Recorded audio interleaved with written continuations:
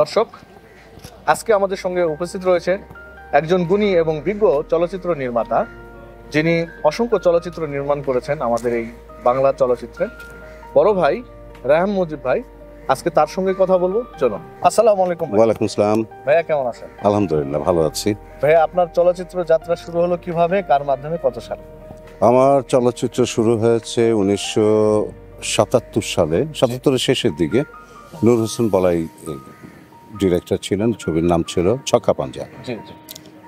ওটাতে আমার প্রথম হাতে খড়ি নিয়ে আমি ওনার কাছে ছক্কা পাঞ্জা ছবিতে সহকারী পরিচালক হিসাবে।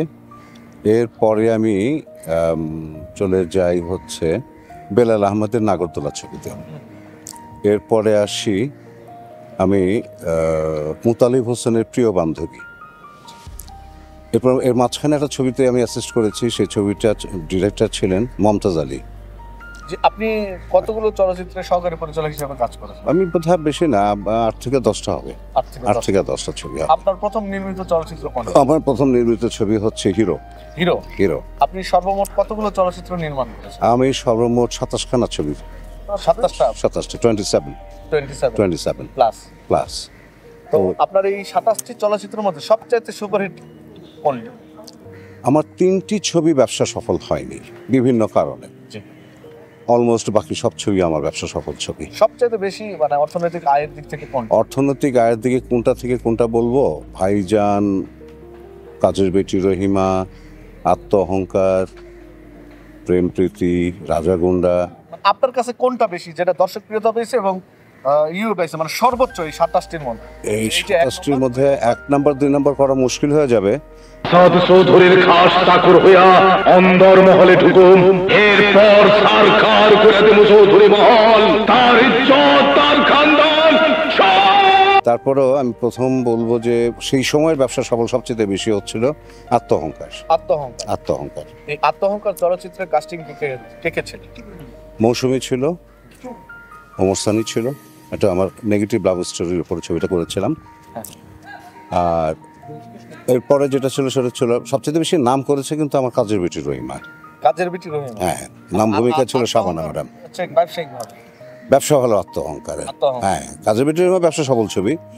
কাজের বেটি রহিমার আইটা হচ্ছে কি, মানে এটা মানুষের মুখে মুখে চলে গেছিল। তো আমাকে এখনো এই যে আমার চলচ্চিত্রের ক্যারিয়ারের এত বছর পরে এসেও যদি কাজের বেটি রহিমার কথাটা শুনে, হ্যাঁ দেখেছি আত্মঅহংকার দেখেছি এরকম কি। চলচ্চিত্রের কনসেপ্ট কিভাবে ছিল, মানে কার ছিল, গল্পকার ছিল? গল্পটা ছিল আমাদের, সে হচ্ছে আমি চাচা বলে ডাকতাম, আখতারুজ্জামান। তো সে ছিল আমাদের story writer basically.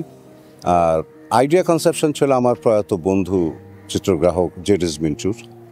Say one of the পার্টনারও ছিল সেই ছবির। আর এভাবেই আর কি আত্মঅহংকার তৈরি হয়। তো আমরা একটা বন্ধুসুলভ টিম নিয়ে আমরা কাজ করেছি। আমার আত্মঅহংকারের কাছে আমি হেরে গেছি। ভুলে যাবেন না, আপনি আমার বড় মালিকের কন্যা, আমি আপনাদের স্টেটের একটা সাধারণ কচুয়া। আপনার এই আত্মঅহংকার চলচ্চিত্রটির শুটিং এর সময় কোনো স্মৃতিমধুর ঘটনা বা মজার ঘটনা রয়েছিল যেটা এখনো হাসায়? এটা হাসায় না ঠিক, এটা বলাটা ঠিক হবে কি না জানি না, তারপরে বলি। মৌসুমী ছিল আমার নায়িকা। তো মৌসুমী একটু তখন শুরুর দিকে, তো ক্যারিয়ারের শুরুর দিকে সিনেমাটা কত সিরিয়াসলি নিতে পারে নাই। তো সে প্রথম দিন ক্যামেরার সামনে আসে 11টায়, এর পরের দিন ক্যামেরার সামনে আসে 12টায়, এর পরের দিন ক্যামেরার সামনে আসে সে 1টায়। সেদিন আমি শুটিংটা প্যাক আপ করে দিই, আমি চলে আসি। এবং প্রযোজকরা যারা আমার কাছে আসার পরে ওদের সাথে আলোচনা করি যে তোমরা আর্টিস্টের সাথে কথা বলো, ও যদি এরকম ভাবে আসে তাহলে আমাকে ড্রপ করো, আইদার মৌসুমীকে ড্রপ করো। ওকে, হে আল্লাহ, তুমি গরিব দুঃখীদের দেখো, তুমি এতে রহম করো মালিক। আমার বাবা ছিলেন একজন কৃষক, একদিন এক অ্যাক্সিডেন্টে মারা যান। তো আপনার কাজের বেটি রহিমা যে চলচ্চিত্রটি, এটা কনসেপ্ট কার? চিত্রনাট্য কার?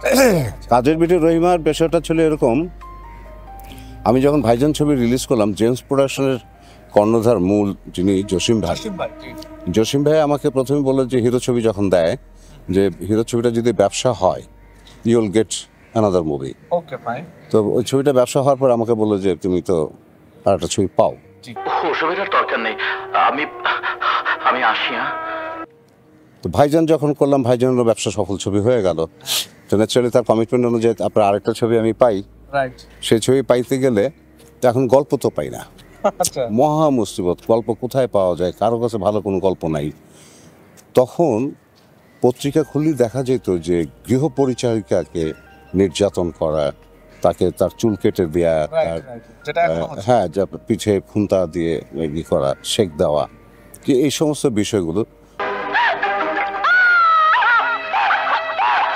আমার চুল কাটবেন না আম্মা, ভাই তো আমার কাছে হঠাৎ করে মনে আসলো যে যদি কাজের মেয়ে রহিমা এই নামকরণ করে যদি একটা ছবি করি কেমন হয়। রাইট তো এটা করলাম কি, ইত্তেফাক একটা জিপিও বক্স নাম্বার দিয়ে আমরা একটা বিজ্ঞাপন দিলাম আমি, যে কাজের মেয়ে রহিমা চরিত্রে কাকে আপনাদের ভালো লাগে, কোন নায়িকা। রাইট। 95% চলে আসলো শাবানা ম্যাডামের নাম। ওকে ফাইন। তো এই ছবিটা যখন আমি জসিম ভাইকে অ্যাপ্রোচ করলাম যে ভাই এইটা তো এই রেসপন্স আসছে, আমরা এই ছবিটা বানাইতে পারি। তো জসিম ভাই বলে, মিয়া ঘর আমার, আমি নায়ক, আমি প্রযোজক, টাকা আমার, নাম ভূমিকা থাকবে এরকম, তা আমার স্থানটা কোথায়? মহা মুসিবত। জি জি জি, পরে এটা স্বাভাবিক, এটা হ্যাঁ, আমি হলেও হ্যাঁ, বলবো আপনাকে। পরে আমি বললাম ঝন্টু ভাইকে, এসে বললাম ঝন্টু ভাই কী করা যায়, আমার নাম তো এইটার উপর গল্প তৈরি করেন যাতে করে হিরো হিরোইনের ব্যালেন্সটা থাকে ক্যারেক্টারে। তো যতটা পারা গেছে ঝন্টু ভাই সেটাকে ব্যালেন্স করে ছবিটাকে ইয়ে করছে, স্ক্রিপ্টটা লিখেছে। বল, আমার হার চুরি করে কোথায় লুকিয়ে রেখেছিস? হার হ্যাঁ, মার স্বর্ণের হার। আমি চুরি করেছি? যেন কিছুই জানে না। তো আমাদের বাংলা চলচ্চিত্রের বর্তমান অবস্থা এবং আপনার ভবিষ্যৎ পরিকল্পনা নিয়ে সংক্ষেপে। বর্তমান অবস্থা নিয়ে আমি খুব মর্মাহত। ভবিষ্যৎ বলতে কিছু দেখছি না। জি। পরের জেনারেশন আমরা আর কি অনেক ভালো কনসেপশন নিয়ে তারা আসতেছে, কিন্তু বিজনেস এবং ইন্ডাস্ট্রির যে পজিশন দেখতেছি তাতে করে কতটা ভালো করতে পারবে জেনারেশন, ইয়াং জেনারেশন বুঝতে পারছি না। কারণ আমরা দাবি করি এবং আল্লাহকে থ্যাঙ্কস দিই যে আমরা খুব একটা ভালো পিরিয়ড পার করে আসছি, গোল্ডেন সময়টা পাইছি আমরা সিনেমার, বাংলা সিনেমার। জি। আগামীতে কি হবে আমি নিজে বলতে পারছি না, ভেরি কনফিউজ। আর তো কোনো তবে আমার দোয়া এবং আশা যে একদিন যেন দেখতে পাই যে বাংলা ফিল্ম ইন্ডাস্ট্রিটা আবার আগের জায়গায় ঘুরে আসছে। সামনে কোনো চলচ্চিত্র নির্মাণের প্ল্যানিং আছে? নির্মাতার কিন্তু যতদিন আল্লাহ আয়ু দিয়ে রেখেছে, নির্মাতা ততদিনই সে নির্মাণ করতে চাইবে। এটা একটা ক্ষুধা। রাইট। হ্যাঁ, এই ক্ষুধা তৃপ্তি মিটে না। হ্যাঁ, তো এই হচ্ছে বিষয়। সুযোগ হলে, সব কিছু হলে, ভালো স্ক্রিপ্ট হলে, ভালো ইয়ে হলে, প্রযোজক হলে আবার নির্মাণ করবো। জি ভাইয়া, সর্বশেষ আমাদের বাংলা চলচ্চিত্রের দর্শকদের প্রতি কিছু বলুন, যেটা চলচ্চিত্র উন্নয়নে ভূমিকা রাখবে ক্যামেরা লেন্সের দিকে। দর্শকদের কাছে আমার একটাই অনুরোধ, আপনারা বেশি বেশি করে আমাদের দেশীয় চলচ্চিত্র, বাংলা চলচ্চিত্র দেখবেন, এর পৃষ্ঠপোষকতা করবেন এবং আপনাদের উৎসাহে আমরা উৎসাহিত হব কাজ করতে, ছবি বানাতে, ছবি নির্মাণ করতে, এবং আপনাদের উৎসাহে আমাদের ফিল্ম ইন্ডাস্ট্রিটা দাঁড়াবে। Thank you very much. ভালো থাকবেন, সুস্থ থাকবেন। আল্লাহ হাফিজ।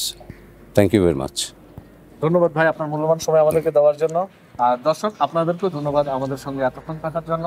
দেশকে ভালোবাসতে হলে বাংলা চলচ্চিত্রকেও ভালোবাসুন এবং সম্পূর্ণ পরিবার নিয়ে ভালো চলচ্চিত্রগুলো হলে এসে দেখুন, তাহলে প্রযোজক টাকা পাবে, আর প্রযোজক টাকা পেলে আরো 10টি চলচ্চিত্র নির্মাণে উৎসাহিত রাইট। আমাদের ইন্ডাস্ট্রি আরো উন্নয়নের দিকে এগিয়ে যাবে।